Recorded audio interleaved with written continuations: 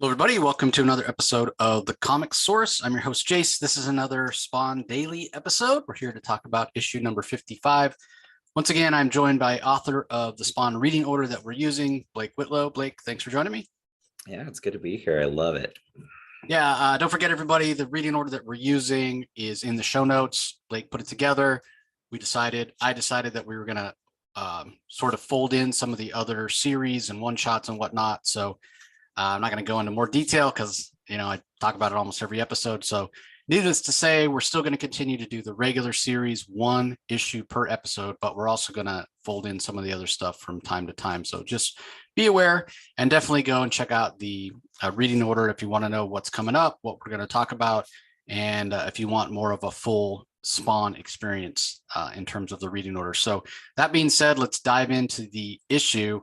Really interesting issue in a lot of ways that we're going to talk about today, issue number 55. And in a way, something that's sort of unique about the whole series of Spawn, the whole concept of Spawn, that I think not enough people really talk about. In light of recent world events, it's a little strange to be talking about some of these things that we're going to cover in the next couple of issues. And I do encourage everybody to go, as you heard at the beginning of the episode with the bumper, but also if you check the pinned tweet at the top of our Twitter feed, you'll see that there is a link there. You can go and donate to UNICEF, which is a great cause to help out the refugees from Ukraine. So as you can see from that awesome Capullo cover that I'm sharing with you right now, it's not about using the hellspawn power for Al Simmons in this issue. It's very much what he's comfortable with. We saw it early on in issue 7, like we mentioned last episode, where Al went and stole some weapons, some hardware, more along the lines of ordnance that he was used to using when he was a CIA assassin.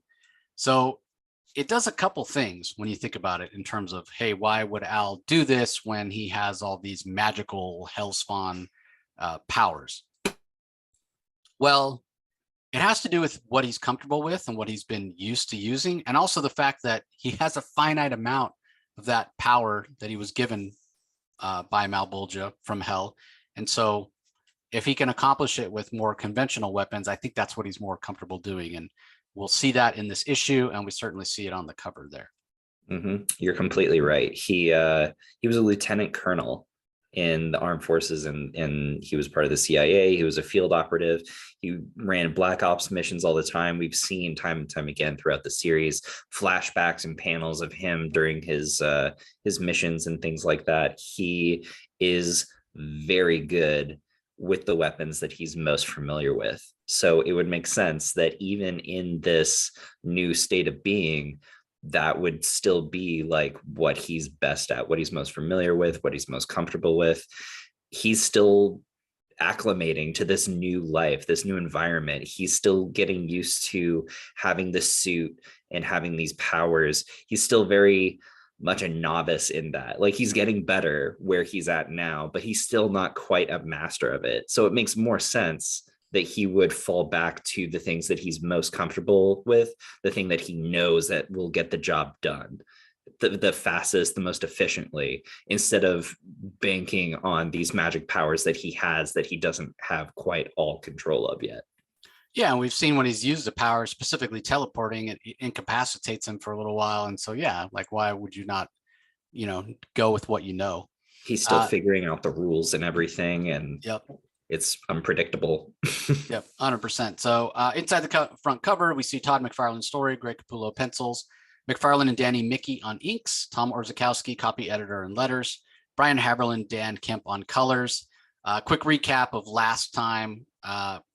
Again, at the end of 52, Al had the dream, or Terry rather had the dream of Al being spawned, being alive. Last issue, Terry went searching in the very dangerous alleys, Rat City and whatnot, and Cog intercepted and saved Terry from being accosted by a couple of homeless guys, took him to see, or directed him to go find Spawn, and then Cog ended up having to mediate that encounter just because it was time for Al to fly off in a jealous rage about the fact that he feels Terry's, betrayed him and is living the life that Al should have lived. So Terry stated his case. Cog backed him up. Terry recruited Al to come to Terry's office and show him the proof that he had accumulated that says, hey, Jason Winn's messing with me. He's messing with Wanda. I need your help to stop him. And Al agreed. So that's where this issue picks up. And we did also see Sam and Twitch waiting at the waterfront for some informant who supposedly has more information about the Chief Banks, Senator Jennings conspiracy. So as this issue starts, we're back in Rat City, and as Al's taking a look at some information that Terry's brought on his laptop, Terry's sort of snooping around in the layer, if you will, of Al Simmons as Spawn, and he's like, man, this place is a horror show, and Al's been like living in this and thriving in this. And as Al continues, making comments on the information that he sees, hey, he's in Iraq, he's selling weapons here, he's selling weapons there. Terry's snooping around. He comes across the worms, which, that many worms in one place acting the way they're acting, which isn't necessarily normal. It raises questions. Yeah, it talks about how they're like creeping up his pant leg, how it reminds them of the way ants behave. That's not how worms aren't a hive mind the way, ants are a colony. Worms are, a little more solitary than that.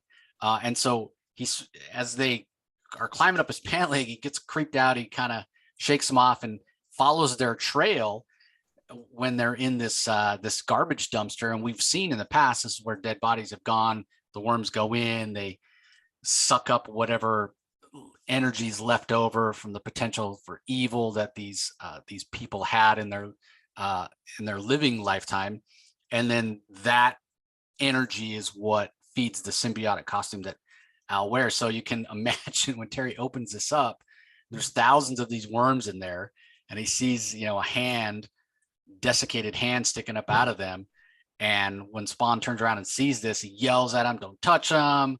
You understand? Like he really loses it. He really freaks out. And you can tell that Terry's like, what, dude, calm down. Like, what's going on? And like, I'm so sorry. I didn't know you liked worms so much. My bad.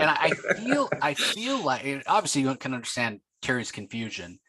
But I feel like part of the reason that Al reacts so strongly isn't just out of, okay, yes, I need the energy as a sustenance that these worms provide my symbiote to kind of exist. So when, it's a question of survival, but also I think it's shame.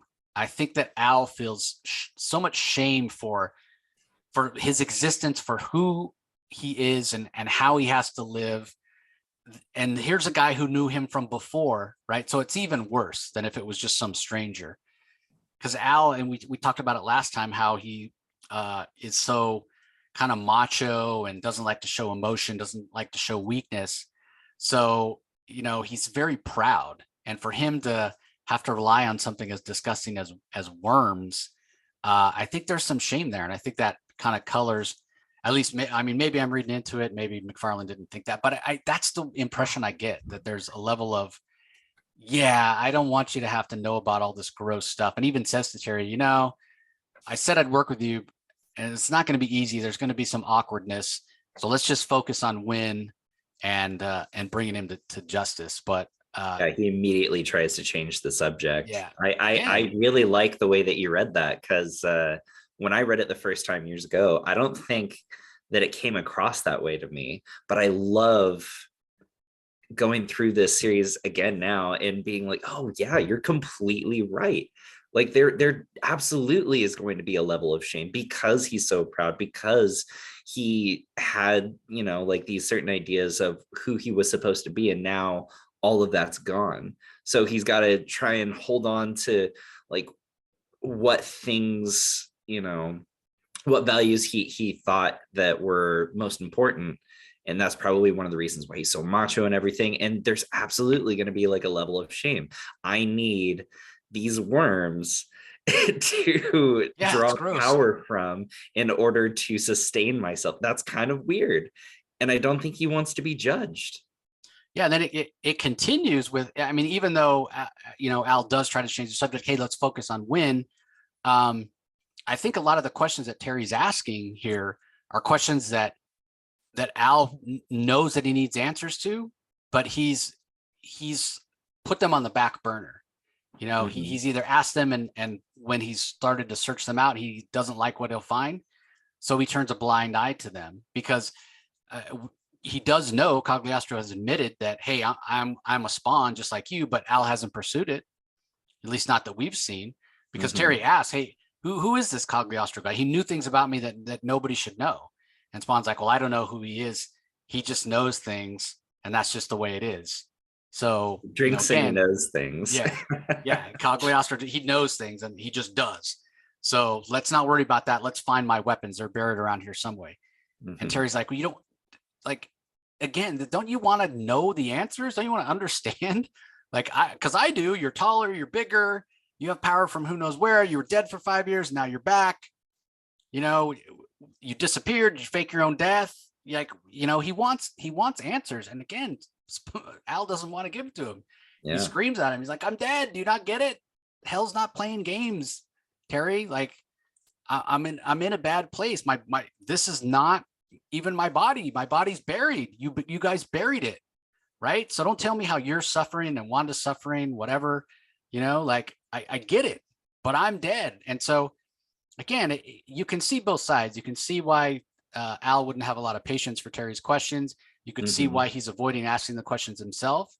You do feel bad. I mean, he is dead, but at the same time, it's a little self-centered, like, because Terry has a point, like, this is all their lives.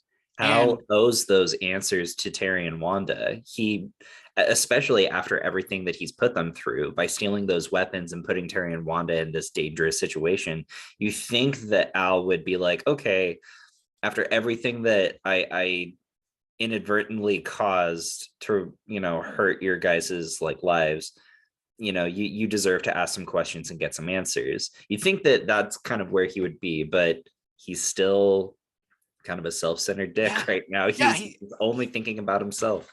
Well, I mean, you can flip it around, right? Like, what he's saying is, as bad as you and Wanda think you have it, at least you're not dead. You're better off, And he is dead. He's in a rough situation. He's got daily threats, like life-ending threats, coming at him all the time. So he does have it rough. You can flip it around and you can say, yeah, Al, you're already dead. So in a way, Terry and Wanda do have it worse because they still have something to lose. So you can definitely see it from both sides. But it ends up Al kind of dismissing Terry, saying, yeah, if you think you're confused, welcome to the club. I found my weapons, we'll meet up later. And Terry wanders off to go back home, kind of lost in his own thoughts. And it ends up that a couple of the bums that accosted him earlier end up having to save him from a third guy. Like, word has gone out that Terry's a friend of Spawn. Nobody should be touching him, but it's homeless. It's transient. There's always new people coming in that may not be aware. So it is interesting that Terry now is sort of, he's a made man in the mafia that is Spawn in a lot of ways. He's in the Spawn mafia. Yeah, exactly. I like that. He's a made guy. So meanwhile, we check in on Jason Winn. He's meeting with a couple of let's say ne'er-do-wells in terms of some guys who want weapons. Again, we know that CIA always back dealing, always shady deals with different warlords and different powers that be around the globe. So Wynn's doing what he always does, which is what's best for Jason Winn, selling weapons, pocketing the proceeds. And we're told 40 minutes later, a deal's closed. And as distrustful as everybody else is, Winn knows that can take the profits from this transaction and turn around and use them to curry some favor in Japan. He's always looking out for himself. When the clown shows up and says, "Hey, surprise! You're doing a great job. I thought only demons were manipulative, man, but you're the best." And Wynn's assuring him, "Hey, Spawn will be dealt with soon." So clear that the clown violator is still keeping an eye on Winn. Winn hasn't forgotten about Spawn, and Winn, despite the fact that he knows somebody's snooping around. He doesn't know it's Terry. He still continues to do what he's going to do. I don't think he can even help himself. He's sort of a victim of his own nature. So meanwhile, Terry and Spawn have come up with a plan to figure out what Winn is doing. They need proof. They need actual physical proof that the weapons are where they're supposed to be, and they are what they're not. Like it's supposed to be a certain type of thing that's supplied to a certain place at a certain time, and it has a paper trail that can be traced back to Jason Winn, but then it turns out the weapons are not what they're supposed to be, or so they need some concrete proof. So Spawn ends up hiding out in the belly of a plane for 18 hours, and it heads toward the Republic of Serbia. Spawn jumps out, and this is the fascinating part. It's Al Simmons getting to do what Al Simmons did best, and it's basically what the narration tells us. He gets to feel more like he's more like himself than he has ever since his return. This is what he used to do. This is what he was good at. And the part about it that's fascinating for me is this is a story about this supernatural hellspawn with magical powers that is all about fantastical ideas of heaven and hell and good and evil and chains and spikes and great art and what have you. And McFarlane overlays that because that is super fantastical. You couldn't really call it science fiction. It very much is either fantasy in terms of genre, and definitely with some horror elements, right? And a lot of old fantasy, it had a lot of horror elements. Talk about Brothers Grimm and that sort of thing. So it's very much in that vein.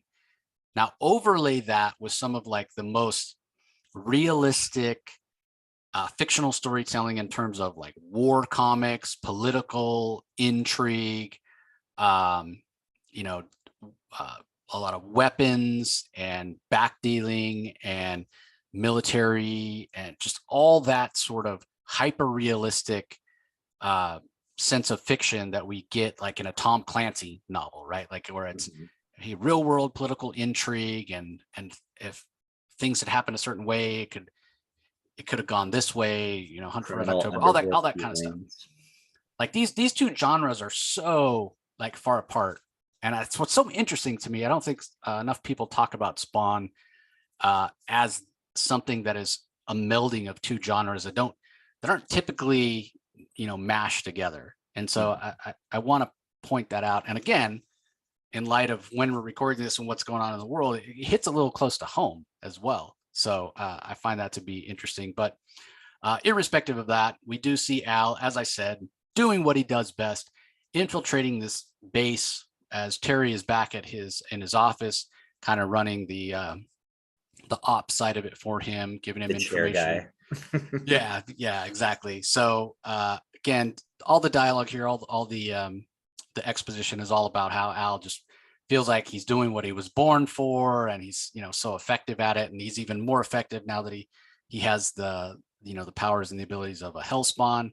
So it's not too long before he's able to infiltrate into the warehouse, and that scene is really cool that Capullo gives us, where Spawn is just weighed down, and it goes back to what Blake and I were talking about at the top of the episode, where, man, he doesn't need all this stuff with the abilities that he has, but this is what makes him feel safe. This is what makes him feel comfortable, being armed to the teeth with grenades and bandoliers and rocket launchers and guns. And yeah, it's a fantastic image. And it very much is the visual equivalent of what I was just talking about, the melding together of two really crazy genres. So fantastic action spy thriller, but also a supernatural horror superhero. Yeah, exactly. How do those two things mix well? Well, I don't know, but Todd McFarlane figured it out. He did, and he makes it work, and it's fantastic. So yeah, I mean, this just as easily would be a fantastic story if you took out the supernatural elements, and this was like a flashback to an old mission that Al Simmons went on, and Terry again was his contact back home. Like it works on that level. It's just interesting. So Once Spawn gets in the warehouse, he does a little investigating. Everything looks above board. They're like, wait, what's going on? Everything is what it's supposed to be. We don't see any of the illegal weapons. Could we have been wrong? And then Spawn takes a closer look and he realizes that these crates marked grenades are much bigger in size than they would be for the amount of grenades that are supposed to be there. So sure enough, when he cracks one open, all of these guns come flooding out, and it's the proof that they've been looking for. And so Terry orders them out of there pronto, like, okay, we have everything we need. We have the proof that we need. But Spawn's not about to leave, despite Terry's, protestations. Spawn decides, Al decides he's going to get some revenge. So I think this is part of the angst that he feels, as well as he doesn't have to worry so much about the consequences, going back to this idea that he's already dead. Mm-hmm. So he wants some revenge. He's hoping that if he blows this stash up, it's going to cause some uncomfortable questions and bring some more of the spotlight onto Jason Winn. And so he leaves an explosive, he blows it up, and then we get a scene of the talking heads, and they all basically say what I was just talking about, how, yeah, there was this explosion and there's rumblings that the CIA was involved, and with some illegal weapons, and there's a lot of questions being asked because where would this ordnance have come from? Could the United States have sold it to them? Did it fall off the back of a truck? Like, what exactly is going on? So meanwhile, back at Jason Winn's office, he thinks he's insulated from this. He's a smart guy, and he always has many layers between himself and what actually happens on the ground. And so he's talking to the ambassador of that nation where everything blew up, and the ambassador is saying, what am I supposed to do now? I don't have the weapons that I was promised so that I could sell them to my partner. You're probably going to be dead within 72 hours. And Wynn's like, well, I'm sorry, I didn't create your enemies. I upheld my, he's washing his hands. And he's like, I didn't create your enemies. I upheld my end of the bargain. And the ambassador's like, no, you didn't, but you created some of your own, because one of the soldiers was saved from that explosion by some red cloaked ghost.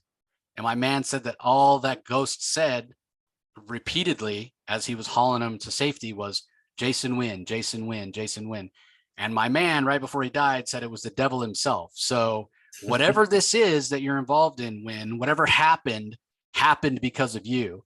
And I don't like being caught in your personal wars, and others are going to hear about this. So basically this ambassador is saying, yeah, I might take it on the chin. I might not be around in 3 days because of what happened here, but everybody around the world is going to know that if they do business with you, Jason Winn, that they're going to have to worry about this red ghost. So the act of blowing up the warehouse had exactly the effect that Al Simmons hoped it would. So meanwhile, back in Terry's office, he's yelling at Spawn, like, why'd you do that? Do you have any idea what you started?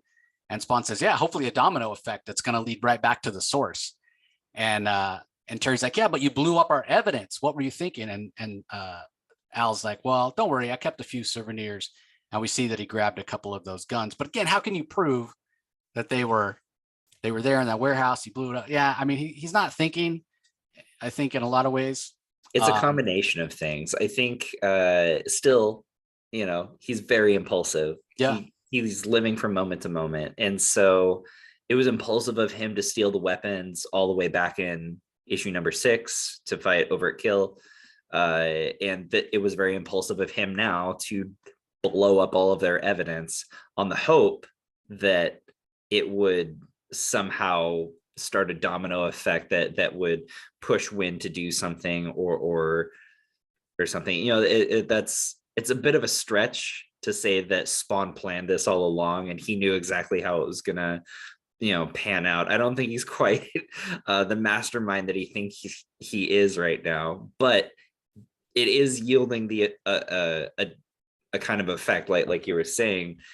People are going to know that if they deal with Winn, that they're going to have to deal with this red ghost. So just because it turned out well for him now doesn't mean that it he should be this impulsive and do all these things, because now they can't legitimately go after him because the evidence is gone. They have to find more evidence now.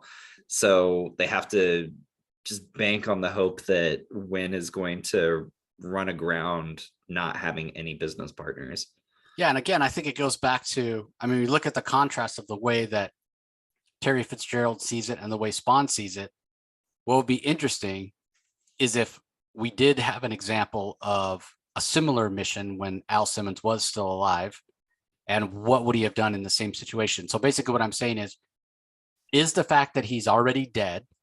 And so, like I was saying earlier, that's not a risk. He doesn't have to worry about being killed. He's already dead. Yeah. So does that color his actions, you know? I think it might.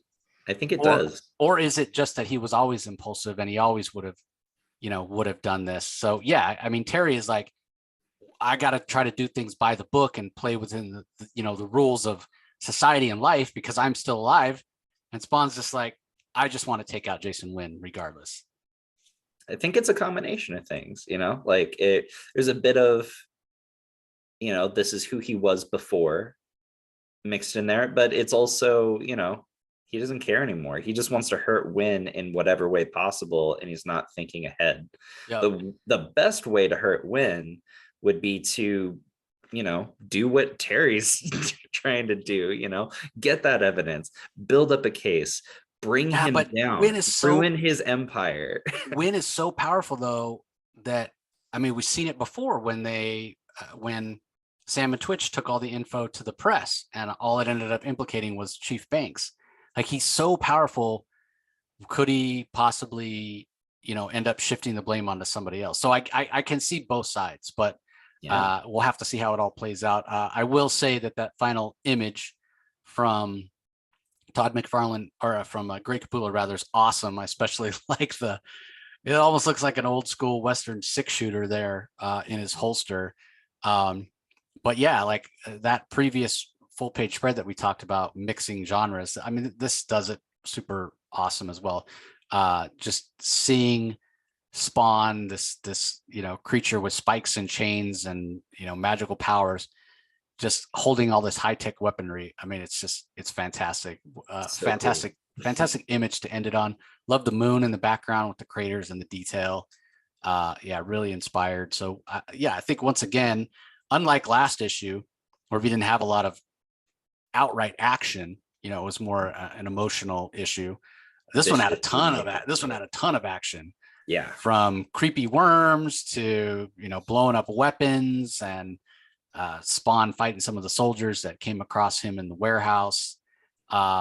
This issue was fantastic.